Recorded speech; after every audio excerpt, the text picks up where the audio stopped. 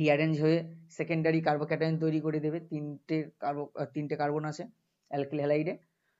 আর দ্বিতীয় কথা, রিঅ্যালকিলেশন হয়ে যাবে। তাহলে তার জন্য দেখা যায় যে মোনো অ্যালকাইলেটেড প্রোডাক্ট, মোনো অ্যালকাইলেটেড হলে দুরকম পসিবিলিটি থাকে। তার মধ্যে দেখা যাচ্ছে যেটা সেকেন্ডারি যে পার্টটা সেটা বেশি উৎপন্ন হয়ে যাবে। তাহলে প্রথম কথা yield ভেরি ভেরি লো বা নাও উৎপন্ন হতে পারে, সেই জন্য অ্যালকিলেশন খুবই অসুবিধাজনক। তাই অ্যাসাইলেশনের সাহায্য নেওয়া হয় ফলোড বাই ক্লিমেন্স অ্যান্ড বিজারন এইটাকে তৈরি করার জন্য। দেখা যাক কি করে করা হয়। দেখো এখানে এই যে প্রথমে অ্যাসাইলেশন করা হবে, এই প্রোপিওনিল ক্লোরাইড দেওয়া হবে অনার্দ্র,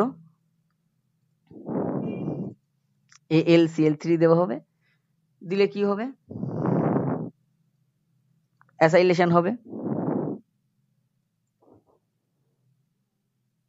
CO CH2 CH3। এইবার এই CO গ্রুপটাকেই যদি আমরা, এটা একটা কিটোন, ঠিক আছে, ইথাইল ফিনাইল কিটোন, এটা ইথাইল গ্রুপ আর এটা ফিনাইল গ্রুপ। তাহলে এই RC ডাবল বন্ড আর প্রাইম, তাহলে একটা